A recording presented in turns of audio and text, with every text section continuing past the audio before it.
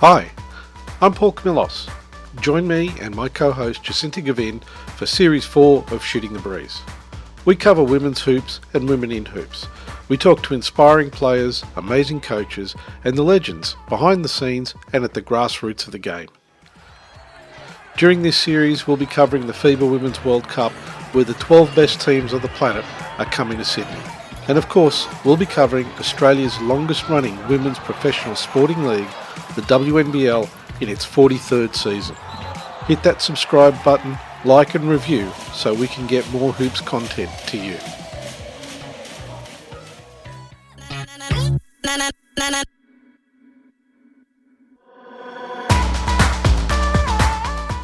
I was lucky enough to play with some amazing players like Crystal, Talia, lots of girls who have played professionally, played for New Zealand, played in Australia.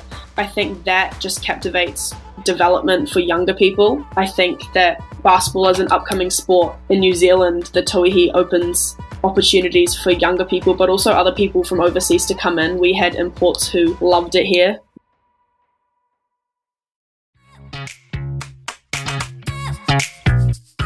The inaugural Tauihi League has just finished, and what a showcase of New Zealand women's hoops it was. There's never a better time for us to shine a light on up-and-coming talent, and in this episode, we're talking with a young, promising Aotearoa talent, Mackenzie Chatfield. Only 17, Mackenzie joins us alongside our New Zealand expert Linden Moore, who featured in episode 79, and was courtside at many of the recent tournaments Mackenzie has made her mark at, including the Schick 3x3 with Harbour Breeze and winning secondary school nationals in their AA competition with Westlake Girls High School in a commanding 12 assists to facilitate their victory. Also, did we mention she's only just graduated high school? Mackenzie was a development player at Northern Kahu, a team that made it all the way to the grand final of the Tauihi League. She shares her experience of training alongside WNBL stars Michaela Cox and the tournament's MVP, Talia Tupea, as well as her hoop dreams and representing New Zealand in the FIBA Under-18 Asian Championship in September. Mackenzie is our first developing talent on Shooting the Breeze from across the Tasman, and with maturity beyond her years, watch her fly. Welcome to Shooting the Breeze. Today, it's a special episode. We're being rejoined by episode 79 guest Linden Moore, and we're talking to an upcoming star of New Zealand basketball, Mackenzie Chatfield. Mackenzie recently played at the FIBA Under-18s Women Asia Championship in India, where New Zealand finished 6th. Women's basketball in New Zealand is undergoing a resurgence with the Tauihi New Zealand League that recently finished its inaugural season. So it's a good time for us to take a look across the Tasman at one of the names that we think we'll be hearing more about. Linden and Mackenzie, it's great to have you on the show. Yeah, thanks for having us, Paul. Yeah, No problem. Great to see you, Kenzie. Very excited. Never done something like this before, so really excited to talk about everything and anything. And yeah, thank you for having me. No problem. So, Linden, I'm going to hand this one over to you because New Zealand is your area of expertise. Yeah, first of all, thanks for bringing me on. One, it's great to be back on the Breeze Pod and rejoining the conversation. Love catching up as always and hearing what you guys are up to. But yeah, really excited to be bringing for them. My first co-host gig with them was you, Kenzie. So it's great to see you. And yeah, looks like everything's going well. So we're just going to jump straight in. The first question that I always like to start with is, who is Mackenzie Chatfield? Oh, wow. Well, Mackenzie Chatfield is a 17-year-old girl from Auckland. I was born here, and my parents are both from New Zealand, so New Zealand is really my home. I used to live in the States, and I also used to live in Singapore, so I've done a little bit of traveling. I would say, basketball is my passion, so becoming a basketball player is like the goal of mine. I hope to have that title one day. But yeah, just a girl trying to achieve her goals, really, and this is one part of it, so yeah. Yes, love to hear that, and saying we've been able to witness some of your tricks here in New Zealand, which has been amazing. And I've really only been able to watch you these past couple of months. And not until after I landed that I really got to know your name. But it's been really cool seeing, watching you rise up. And it seems like you've had quite the year. But we're going to go into all that. And there's a lot of stuff that I want to jump into. But the first thing is, can you take us back to when you started playing basketball and what put you on this trajectory that you are on now? So when I moved back to New Zealand, that was the first time I really picked up a basketball. So that was when I was 10, which doesn't seem like that long, 7 years, but yeah, it is quite a while. I think compared to some people who've been playing since they're 2 or 3, I'm not quite the same as them. But yeah, I started playing when I was in primary school. I didn't really think that it would have taken me to where I am now. I played every code I could, and I tried to do as much as possible. So playing netball, basketball, volleyball, and touch was always on my radar. So I didn't start specializing in basketball until year 12. So last year, I kind of realized that it could take me somewhere and started learning more about the college pathway and really the opportunities that it holds. And that's when I decided that this is what I want to make my career and this is what I want to do. So yeah, it took a while. I think it took a lot of decisions to really drop netball for good, but I wouldn't have had it any other way, and I'm very glad I did. That's great, because especially in New Zealand, that because Kiwi kids play a variety of sports, it's pretty admirable, all the cross training and dabbling in different things. So obviously netball is really prominent here, and then touch is also a sport that I've noticed has been quite prominent. But then you look at basketball. So you've been surrounded by some of the legends of the game, and you've been able to learn from some of them. But when you were in primary school and learning the skills, did you have any players that you kind of looked up to or that you knew of? Yeah, when I was learning the game, I really only had my coach Nella, who still coaches me at Westlake. He's kind of been with me along the ride, but he was the one that really taught me how to play. I don't think that we really, either of us knew that this was gonna, I was gonna get to how I got to, but yeah, he was the one that I kind of looked up to because he just knew so much and he had so much enjoyment with teaching me. So for sure that, and being able to play with my mates, and he was willing to coach us, he was definitely the one person that I looked up to. But yeah, like you said, being able to grow up and be surrounded by so many more people, like the list goes on of how many people I look up to, and I'm sure we'll talk about that later. But yeah, for sure when I was younger, Nella was the one who kind of got me involved and taught me a bit. So yeah, him for sure.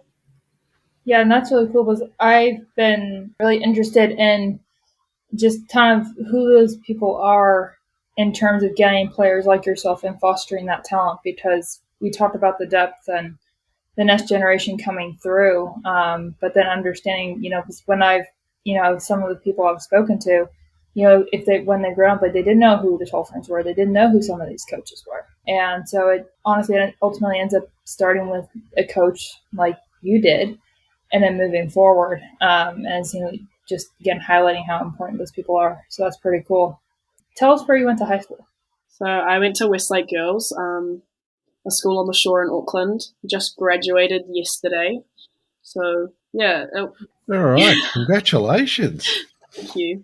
5 years there, all done and dusted. But yeah, that's kind of where Westlake was kind of the foundation of my basketball for a little while. Premier teams and stuff, playing with all my mates. So yeah, Westlake has been my home for the past 5 years, and now I step away from there and I'll start the next journey. See, that's cool, because we'll take a minute to just touch on Westlake, because when we think about the basketball schools in New Zealand and, up here in Auckland, certainly very prominent. But then Westlake seems like every year has had kind of on strength to strength in terms of the team that it's put together, and also I've given out to the coaching staff, including Bronwyn Davidson, which I'm sure many listeners will be familiar with. Panina Davidson, her daughter, who's actually over in Melbourne, smashing with the Melbourne Boomers. But it seems like Westlake, they continuing sporting excellence that has bred some really strong players. And so now just what does it mean to you to be a part of that?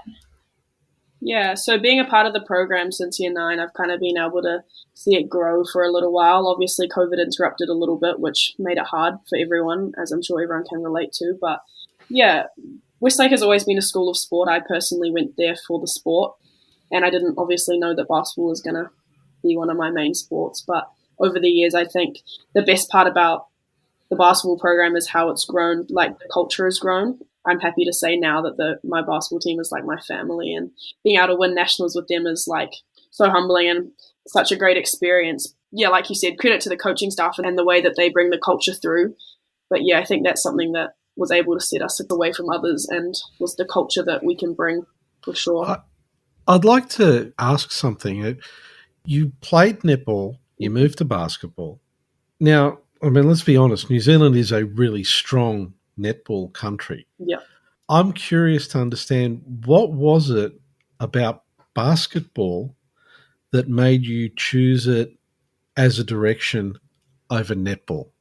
So it's actually, yeah, that's something I do get asked a bit because my mum's a netball girl, so netball's always been a sport that I began playing overseas. That was kind of my first sport I ever did. So I think my family thought that was going to be the one that I take away with me. But I think once I started playing both and getting so involved in basketball, I kind of learned to love the work.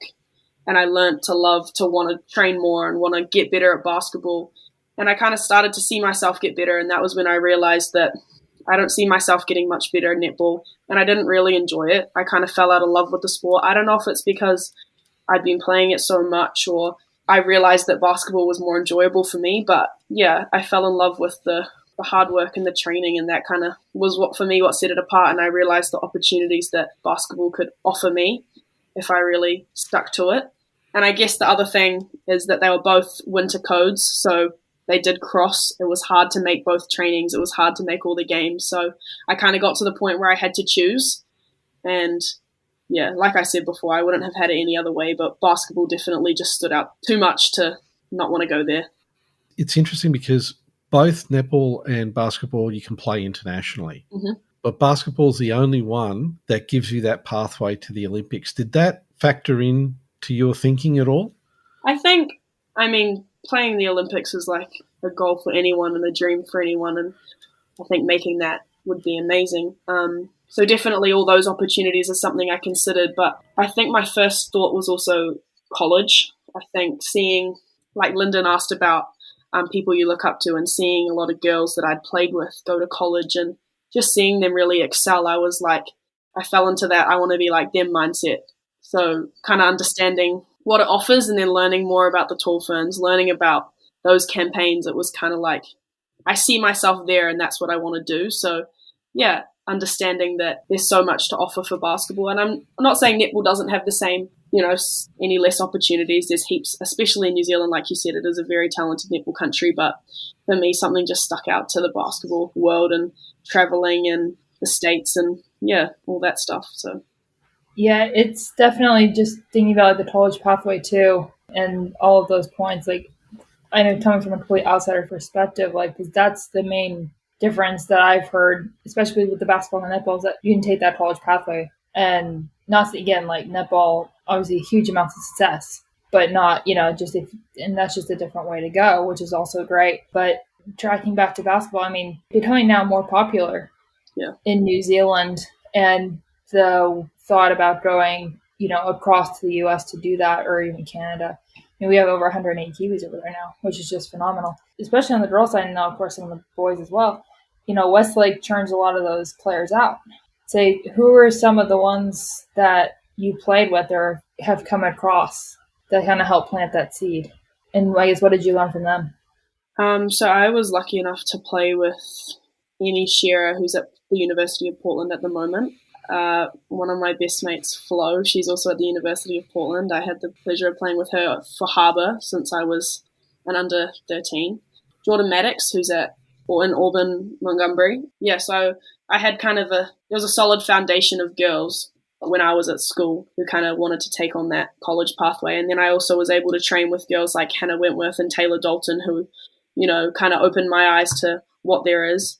And I mean, all under that age group, you look and you watch film and you watch games of people like Charlize Sledger-Walker who you just like can't miss. And it's kind of like people like that who you just understand where basketball is taking them, and it is inspiring, honestly. I think lots of girls my age and even younger will say that it is inspiring to see Kiwis go over the ditch and go and play college basketball and watch them do so well. I think that also kind of made me so interested, is seeing them go, like Emmy going to Portland and doing so well, like freshman of the week, Charlize getting accolade after accolade. It's just something that is so cool to watch, and being a Kiwi, it's so like it is inspiring, and that's something I want to do, and that's what my goal is, and I hope to achieve that.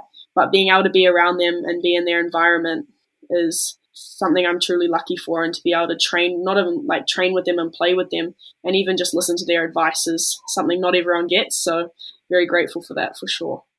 Yeah, absolutely. And those are all, just the experiences in and of itself to have those players, lucky like Taylor, who do come back, and you can have people like this, to help people like yourself pit their brains, which is just part of the growth of the game.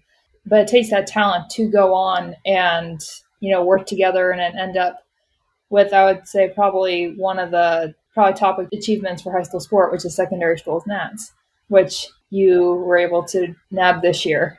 So I guess, can you talk about that experience and what went well and what were some of the things that you all did to make that come to fruition?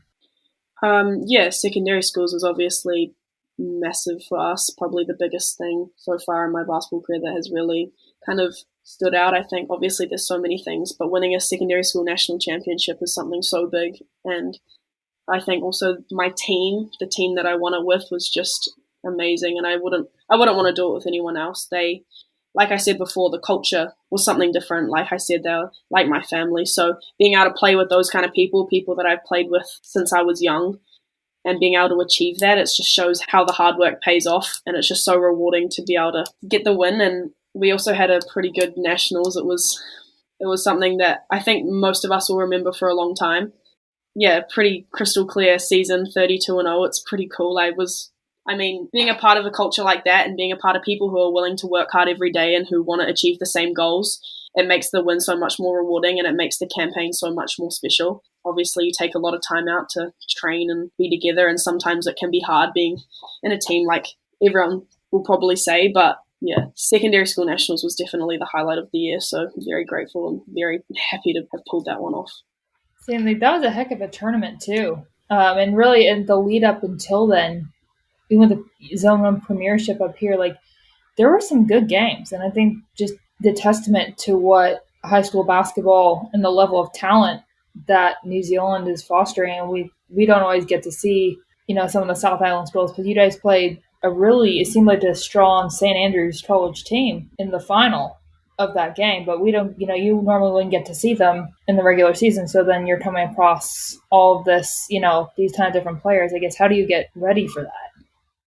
Yeah, I think it's quite hard over the past 2 years not being able to play. With the impact of COVID, it was kind of every year you're unsure what's going to happen and how things are going to work out. So we kind of had to prepare like everything was going to go, and if it didn't, then it didn't. But it was getting as many practice games as we could. We were lucky enough, as Bronwyn was our coach, we were lucky enough to train against some of the tall ferns. So we'd have Panina and Ella and them girls come in, and also people who were part of the Tauihi, like Olivia Berry and Yumi and stuff. They would come and train against us, and people like that just kind of open your eyes to professional basketball. Like I obviously had the pleasure of being a part of the Kahu, which helped me personally, but the other 11 girls on my team didn't have that opportunity. So having them come in and train just kind of pushed us. I think if you can play against tall ferns, then that's a good practice game. And yeah, sure, we got beaten up, but that's what we needed. We played against boys who also beat us up, but those are the kind of games that really prepare you for tournaments like nationals, because you get stuff that you don't expect in the game. So yeah. And I think also mentally it prepared us because we understood nationals a bit differently. I think Panina came to one of our trainings and her piece of advice was you need to be confident, which isn't something that we normally were. We'd been winning Auckland and we'd won Auckland champs, but it wasn't something. We always had faults to make in our game, like everyone does. We were always not the most positive people after games, and Panina was like, you guys need to be confident, and she was right. So we had our conversations, and going to nationals confident was definitely something we did. Obviously not overconfident, but yeah, definitely preparing both mentally and physically was huge. I just want to wind it back a little bit, because towards the beginning of the pod, you said you just graduated. Mm-hmm. And you've talked about the US college experience. So obviously you've got to focus on that. Now, have you been looking kind of seriously at what your options are in relation to college? And if you had your choice, and I know this is putting on you on the spot, if you had your choice, which college would you like to go to? So the college process has been massive for me over the past couple of months. obviously that's where I want to go and that's where I want to see myself next year. So trying to get film and reach out. You might find it interesting, but yeah, I've kind of looked at all the schools and seen where all the Kiwi girls have gone.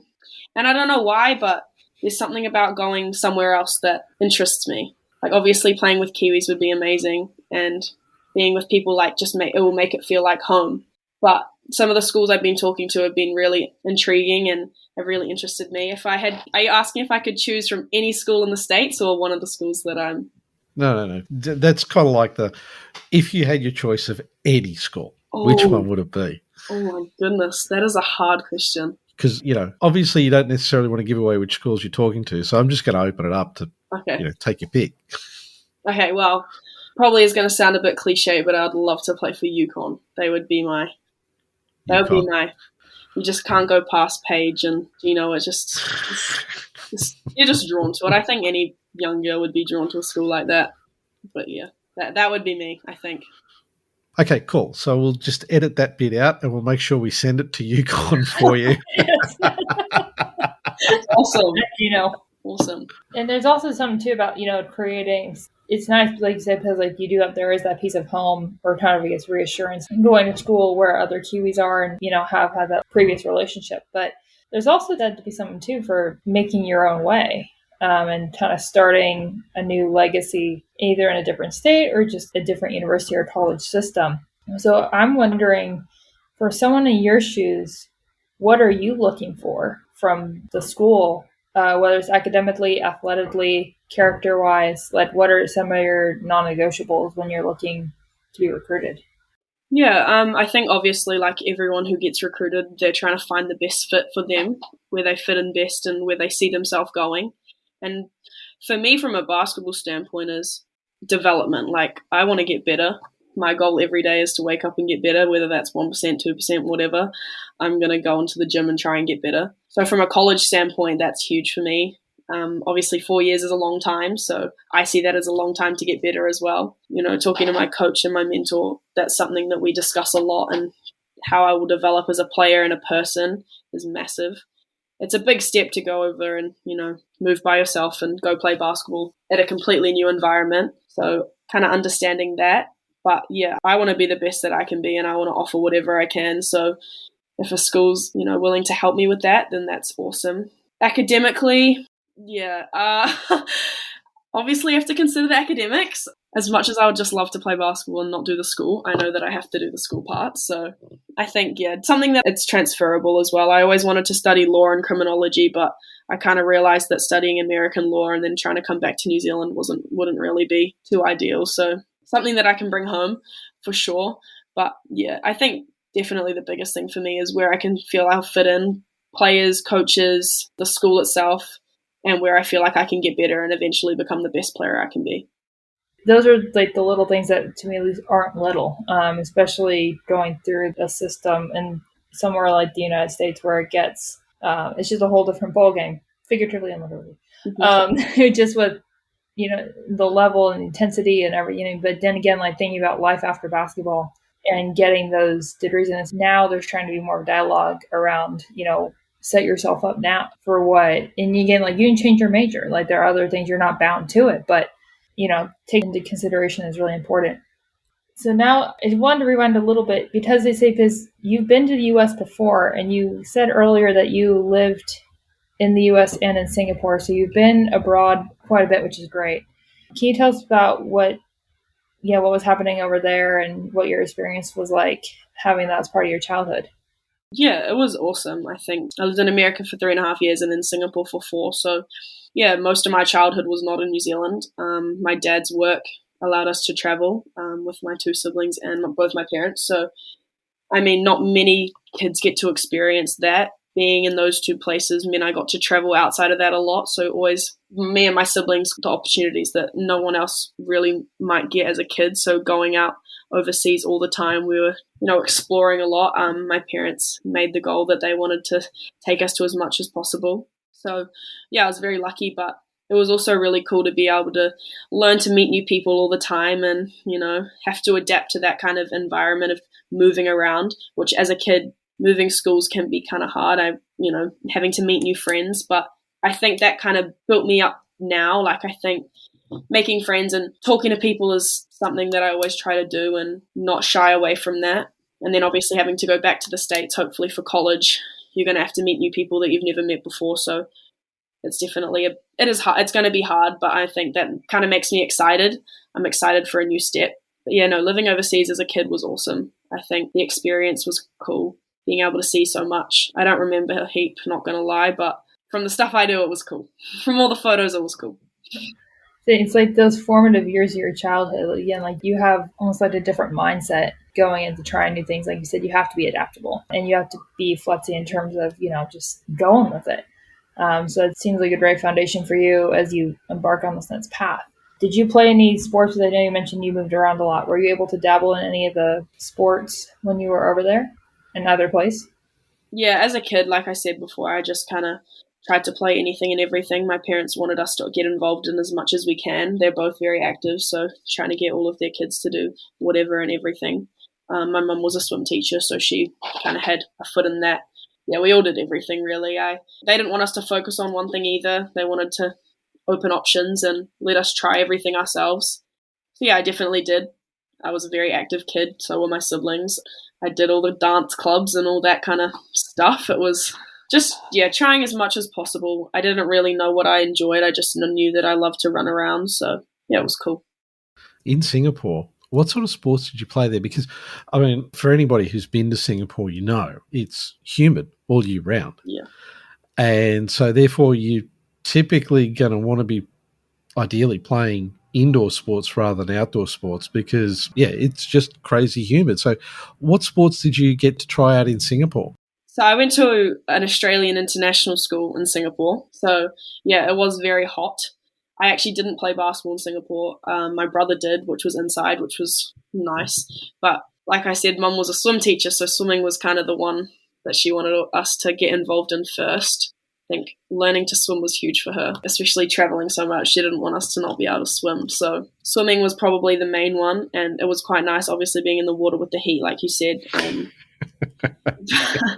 And it was ridiculously hot all year round. But I don't think that stopped us, to be honest. We were still out there. We learnt the Aussie rules and those kind of sports. And netball was an upgrowing sport in Singapore, so we were still playing that. Sometimes inside, but majority of the time it was outside. Yeah. There was a couple of inside sports, but honestly it was mainly outside, and off you go to this pool after to cool down. Okay. The other thing I wanted to touch on, and we're kind of bouncing around a bit here. You mentioned that you're with the Kahoot. Mm-hmm. I really want to know more about what you thought of the league and its first season, because looking at it from over here and having spoken to Justin Nelson as well about it, it sounded really fascinating, the whole concept of the league, how it was put together, how it all operated. We watched as many games as we could. The quality of the play was amazing. To me, it looks like there is a resurgence of women's basketball in New Zealand. But for somebody who is actually in the league, what was your perspective of it and how did you find it? And what do you think about the league and the goals that they've got about not only just building up local talent, but also developing the Tall Ferns program as part of it? Yeah, I honestly think that the league was exactly what we needed. Like you said, I think basketball is an upcoming sport in New Zealand, and the league opened up opportunities for some people that, especially like someone like me being so young, being able to play with people like Michaela Cox and kind of understand how she sees basketball is unreal. The advice I got from her and kind of seeing how her perspective of everything was something I'll forever hold. And like, I was lucky enough to play with some amazing players like Crystal, Talia, lots of girls who have played professionally, played for New Zealand, played in Australia. I think that just captivates development for younger people. I think that basketball as an upcoming sport in New Zealand, the Tauihi opens opportunities for younger people, but also other people from overseas to come in. We had imports who loved it here. One thing they said is that they would live in New Zealand if they could. It's like a country that I think a lot of people are drawn to, and a lot of people don't want to leave. So I think that alone helps the league, and I think it'll grow. I think 5 teams to start off is already impressive, especially with the men's having a lot more. 5 is also already impressive, and I think that we can grow it even bigger the more recognition that it gets over time. Yeah, lots of school kids are interested. I mean, obviously getting the fan base up is something that will get better, but the Tauihi League is massive for New Zealand basketball, and it's an awesome opportunity that I hope more younger kids like myself get in, and I hope that more older people decide to come back to New Zealand or come to New Zealand for the first time to join, because the morals and the values that all the people involved hold are just pure, and it's so captivating to be a part of. So it's really impressive. I was really impressed with the league. It's such a cool thing because there's something for everybody. Like you kind of touched on before, like you have people like yourself, and there is this gateway for up and coming players to experience that higher level and have some of that firsthand training that you probably wouldn't have. You don't get to see many other places, but then it also leaves the door open for someone like Michaela Cox to come back. Others for Talia to come over. Say like Marte Grace, Tay, one of the imports, she's always lit up whenever she talked about it. And that's the other thing I wanted to ask about was with all of those opportunities going on in the league, and there's so many moving parts, when I was able to speak with some members, both players and coaching staff management from the Kahu specifically, something that stood out, particularly about you all, was that there was no ego, and that someone like Michaela would intentionally come to someone like yourself and say, hey, like, come partner up during trainings, why don't we do this together? So you have that, that one-on-one time. So there wasn't seemingly any favoritism. Like, how important was that in making the run that you guys did? Yeah, I mean, like being young and coming into an environment that is now, like, it is classified as semi-professional in NZ, and it was quite scary, I won't lie, being surrounded by all these amazing people who you've looked up to for so long, and you're actually training with them. It was like, wow, okay, like this is legit. But yeah, like you said, the environment was what made it, I think. Our team was full of talent, but the way that, like you say, interacted it was really good. I mean, someone like Michaela, she is a basketball player, but she's just an amazing person. And I mean, for me, like, she was one of the people who stood out to me as, like you say, at training, if I needed a buddy, she's the first person to come over and say, hey, Ken's, like, let's go, or whatever. Even, like, offering to take me to training, she doesn't hesitate with stuff like that. So it's, like, very cool to see just the way that the group treated me. And some, like, being young, you want to be pushed hard, and that's one thing that also made it amazing, is that's how I learnt, is that you're not treated like a 17-year-old. And at first it was a bit like, oh, okay, cool, like, yep, we're going. But that's how I learnt the most, is that I'm not a 17-year-old, I'm here to play basketball. And yeah, Michaela, Talia, Crystal, all of them, every single person involved in the Kahu were very, like, intentions were so pure, and that kind of made the culture 100% legit. So that's huge. Seemed like at least league wide, from my perspective at least, that the team chemistry for the most part was pretty solid. To see you got to have that. But when you talk about shifting and taking it up a notch in terms of intensity, there is something I did want to ask about. So there was a span of the couple of days, I believe, or a day, a couple of months ago, when you and Ollie, another DP for the Kahu, you both were suiting up for them, going down. So I think you guys flew down to Wellington for the Queens game, and then you came back because you both had another big event going on. What was that like for you two? And can you talk us through that chaotic but seemingly cool period that I just can't imagine? Yeah, so we flew to Wellington for the last round robin game against the Queens, which we unfortunately lost by 1, but the crowd there was cool, and that was really what showcased, I think, the Tauihi League perfectly, was that game, and I think being a part of that was very cool. And yeah, and then we had a 6 a.m. flight the next morning back to Auckland to play in our school semi-final game for Auckland League, and then after that, we continued the D-League competition, which was running over the weekend. So it was a couple of days of basketball, but me and Aaliyah loved it. I think doing it together also made it a bit of fun. Like, seeing her at the airport, sound asleep, about to miss the plane, was cool. That's what made it, like, enjoyable. Being able to play and being able to be given that opportunity, like, it's rewarding to be able to have done that. traveling around and playing so much basketball and being a part of so much basketball is like so eye-opening to me of what my future might look like. So being able to experience that at a young age is cool, and I think being able to do it with my mate was even better. So being able to have another couple young people in the kahu as well, both developing together and being on the same road was really cool. So yeah, it was pretty hectic, but it was awesome. It was fun. See, there's gotta be something really just satisfying about having, like you said, going through it with a mate of yours and having your journeys kind of end up going together. And so I guess two things. One, how do you recover in between games like that and take care of your body with that hectic schedule? And two, I guess, you talked about having almost kind of like that pinch yourself moment when you were stepping on the court with someone like Michaela for the first time. But were there ever those times like in the airport where you just kind of sat there and had probably, I'm sure, a rare moment of realization, go, holy crap, I'm traveling and I'm 17 and I get to have all these opportunities? Yeah, I love napping. I think that's my recovery, is go to sleep. Obviously you got to hydration and rolling out, but I'm a sleeper, so getting any opportunity I can to have a nap, that's how I recover, and that's how I mentally prepare as well. I think kind of going to sleep and not thinking about anything kind of helps me personally. I like to write stuff down a little bit, but I don't really have many routines. It's kind of just depends how the day goes. I think I'm still learning the concept of recovery. You hear about college athletes, and especially here in Auckland, that for the kids like yourself who want to go to the next level, the strength and conditioning, the nutrition, the sleep, all of those aspects, again, aren't so little into performance.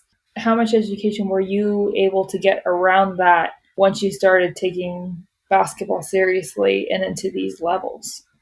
Yeah, obviously with the kahu, you're surrounded by people who have a very good knowledge of all of that stuff.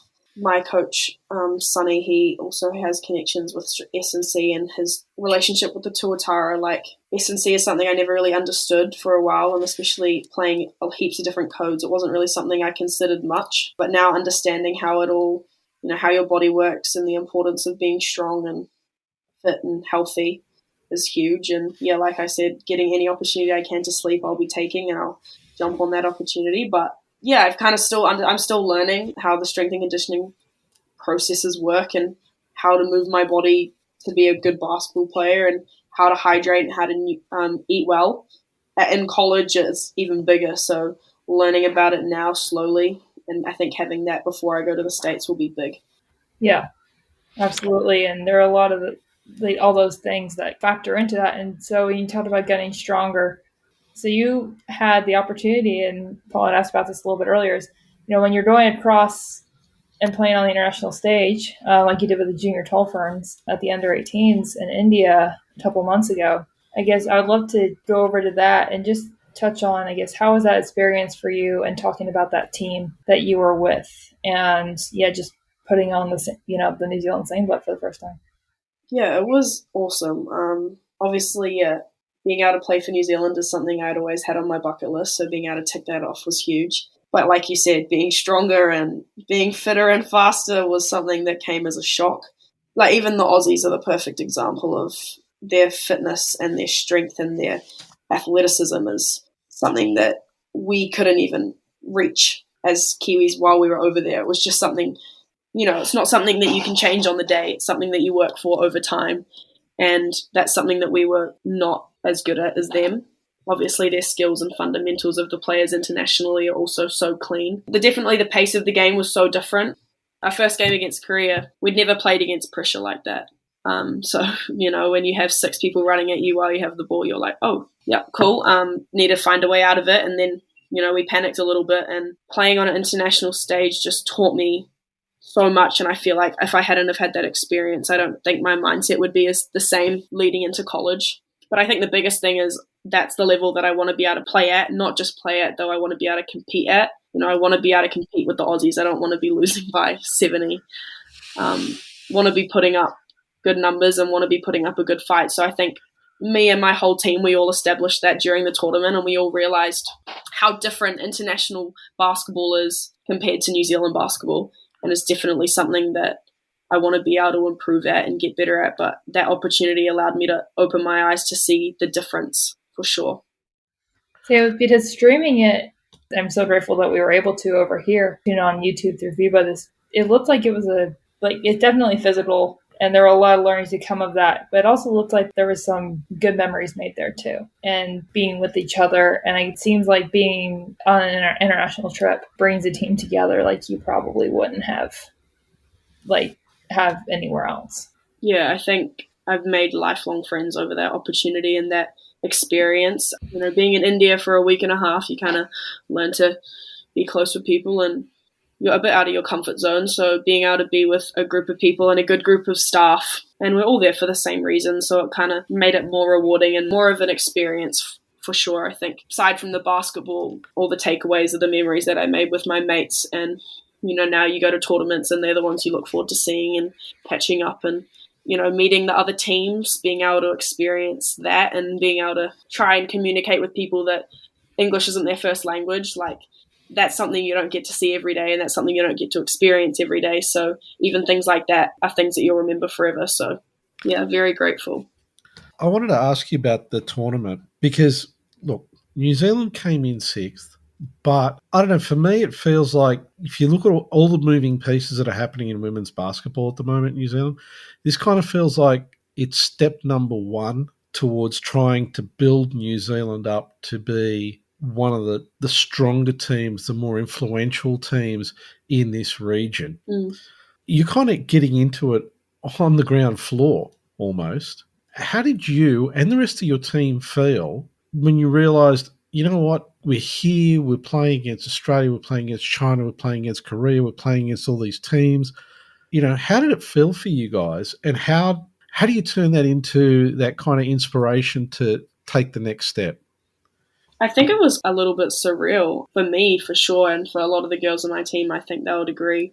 But not many of us have put the black singlet on before. That was a first-time thing. And yeah, like you said, New Zealand is an upcoming country in basketball, and I agree. I think we're trying to get up and up. Like, obviously, the under-17s made it to Worlds this year, which is another step up in the age group category. And I think hopefully we can build up to being able to be together for longer periods of time before leading up to big campaigns like that. Like me and my team, we had a training camp 2 days before, and all the girls from the States weren't able to make that because they met us in India. So we didn't really have much time together. So it was a bit of a hard one to adapt to. But I think when we all played there and all understood the level at which international basketball is, just kind of inspired us to want to be better.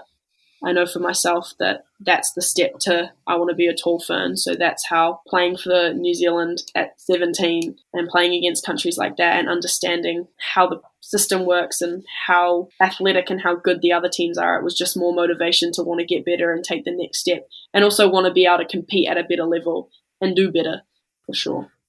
And did you find that, I suppose there's no really easy way to say this, were you guys shocked at the difference in performance between local competition and that international level? Because it's a huge step. It's really different. If you haven't had that experience before, I'm really curious how you guys, that first time when you all kind of sat down and went, wow, how did you guys feel about that? Yeah, I think, like you said, it's a massive step. I personally really can't find a heap of similarities between local competition and international competition from a New Zealand standpoint. It's very different. But yeah, I think it was after the first game against Korea when we all sat down and were like, oh, yeah, wow. At the end of the game in the changing room, I think I looked at Flo and I was like, whoa. Like, I was shocked, to be honest. I was like, okay, yep, cool. Something's got to change. Hard to change, like I said before, it's hard to change things in a day, but you can't change something physically, change it mentally, and kind of trying to find that different mindset for the next game that I'm going to do better at this and this to compete better. Unfortunately, the next game was Australia, who run off the park, which after that game we all looked at each other and were like, okay, yep, cool, even better. But I think, yeah, the step from New Zealand basketball to international basketball is huge. It's massive. Like I said, only a couple of us had the opportunity of playing for New Zealand before, so never have experiencing that I didn't know what to expect. So it was kind of hard to adapt, and it was a bit of a shock for sure. Like, the intensity was so different. The style of game was so different. International basketball is something that can prepare, and I think college-wise is such a big thing to prepare for. But yeah, it is hard. I think it is hard coming from a small country like New Zealand and not being able to play anyone internationally and then jumping to that level so quickly is hard, but the experiences and the opportunities that it opened up were massive. I got to say, though, just like watching you guys out there, like, just how good is it to have international competition back? Because, like you said, New Zealand doesn't get a ton of opportunities to do something like this. And then when you do, it's not necessarily kind of thrown together, but then, you have limited time together before you go. But it's part of the growth. So it was just so good to see international basketball again. Yeah. And watching it, and like New Zealand's doing well too. And even if it is, whatever, lose by 70 points, like it's a step in the right direction. There's experience to be had there, and then you can take those learnings and go wherever you may with it. So yeah, it was just so good. Like, aside from whatever happened score wise, like, to see a New Zealand team go overseas and perform to what you guys did. Yeah, exactly. And I think every game you learn something different. Like you say, the scoreboard irrelevant. Like, there's always something to take away from everything. And yeah, international basketball, that was the first time I'd ever played for them, or played against another country. So being able to experience that, like, I want to do it again, and whatever level that's at, that's something that's on my priority list. But it's just a different level, so I think it's massive to have it back, and I'm excited to see it grow throughout the age groups and above and beyond. What was your mindset going into that tournament? Because, like you said, not everybody was together, and there were all these other things happening, and but these other countries like Australia and Korea are going to be there, I guess. Like, what mindset did you have going in, and did the team have going in? For me, it was that just going to go and do the best that we can do. I think, obviously, it was having a training camp with not your whole team. It's kind of a little bit different preparation-wise, but I think there's no excuse to not perform. So being as a team, it was that we're going to go and take every game as it comes, treat it as the last game, play as hard as you can, leave everything out there. For me, it was, I'm going to try play the best that I can. None of us had anything to lose. It was like you said, it's a step in the right direction. So irrelevant of the outcome, we all had something to go out for, and we all had someone or something to play for. It's not every day you get the opportunity to play in a foreign country for the country. So being able to experience that in itself is like motivation to do well. Obviously, we knew it was going to be tough. International comp is not easy, like we've spoken about. But I think going out and just doing whatever we can and controlling what we control and just playing the best basketball we could. As a team, we got better over time, which was successful for us from the first game to the last game. So yeah, definitely getting better as a team, gelling together, and for me, just getting better as an individual. What I'm trying to understand in the grand scheme of things, with New Zealand, with everything that you've experienced with the international competition, I'm going to ask you to kind of crystal ball gaze for a second. Cool. How do you think New Zealand's going to develop as a team? All the basketball teams, they're going to develop over the next few years. And how important is Tauihi and the international component that comes at the end of that season to building the international talent to be able to improve New Zealand's standing? That's a good question. Yeah, I mean, I think New Zealand has some crazy talent. Upcoming, like seeing at secondary school nats, there's some girls out there who can just play. And I think, like you said, I think the Tauihi is massive when it comes to development of New Zealand basketball, not only from a young standpoint, but also from an international standpoint. Is that kind of, I think Tauihi is probably the only basketball in New Zealand that kind of replicates what it's like to play outside of New Zealand. Playing with professionals and playing with people who have experienced basketball elsewhere isn't something that we get anywhere else. Obviously, schoolgirl basketball is good and it's getting better, and I think that is going to also be upcoming in the next couple of years. The school basketball talent is going to lift. But Tauihi, you are playing against different type of athletes. You can play against more athletic people, better shooters, fitter people, and that is kind of, for me, when I went to India, that is what we experienced, was we were playing against different people all the time, and also playing against people who are much better than you. Sometimes you can be the best in the gym, but it's hard to get better when you're always the best. So playing against professionals who are going to push you and not take anything lightly, I think that not only physically but mentally prepares people like me and younger people for an international standpoint. So I think the Tauihi will be massive when it comes to that. And I think tall fern development as well. There was a couple young girls who went over to Australia to play with the tall ferns. So things like that, developing the age groups and kind of that exposure. But yeah, I think international basketball for New Zealand can grow massively in the next couple of years. And I think Tauihi will be a foundation for that. And then I also think it'll be inspiring for kids to want to get better and want to be a part of things like that. Okay. Now, just before we wind this up, there is always an unscripted question. So I'm going to throw it out to you, and I'm going to ask you, if you could be any superhero, which superhero would you be? Any superhero? You only need to think of one. I know. But I know that I'll say one and then I'll leave this podcast and I'll be like, oh, shoot, should have said that. I don't know why it's always these unscripted questions. It's like whenever we're put on the spot, like I was listening to your episode with Jenna O'Hay Paul, and like you asked, well, which Disney character could you be? And she's like, I don't know of any Disney character. Yeah, we've had some real interesting ones, but I'm really curious. It's I'm curious. I am too. As well. Well, my favorite. He's not really a superhero, but Captain America is my favorite. Okay. I don't know why. I mean, he's quite attractive, but he's just my favorite. Okay, so you'd like to be Captain America? No, I don't think I'd like to be him. But he's my favorite. He's your favorite. Okay. If I could be any superhero, who would you be? Come on, Kens. Maybe we can fly or teleport. Someone who can teleport. Can a superhero? Do you know a superhero that can teleport? My superhero knowledge is lacking. Flash. Maybe I'd be the Flash. The Flash. Maybe I'd be the Flash. Okay. The Flash. So you could just kind of, and you know what? That's really useful on the basketball court as well. Exactly. It is. You could inbound the ball to yourself, and then off you go. You would have triple doubles every game. Your team would never get touched. You would imagine that. Oh, it's a good one. It's actually, you know what? That one. Now I'm really surprised that nobody else has actually called that one. Who plays basketball? Oh, funny. Yeah, no, I think I'll stick with that one. All right, we'll go with that one. Guys, it's been great. We're always interested in learning more about New Zealand basketball because, first of all, we get so many New Zealand basketball players over here playing in the WNBL, playing in the NBL 1.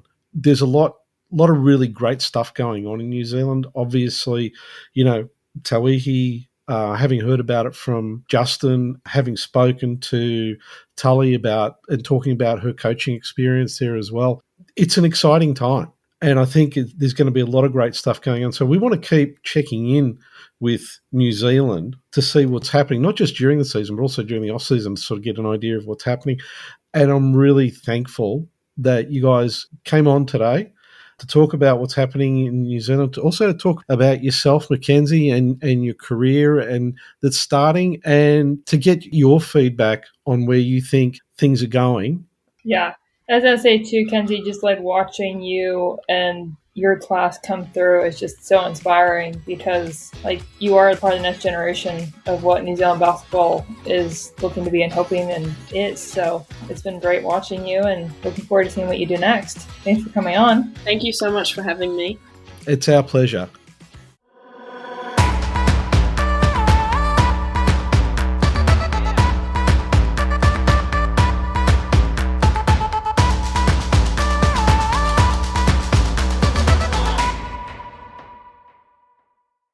Shooting the Breeze can be found on Apple Podcasts, Google Podcast, Spotify, and iHeartRadio. Don't forget to subscribe and share the podcast with all your friends.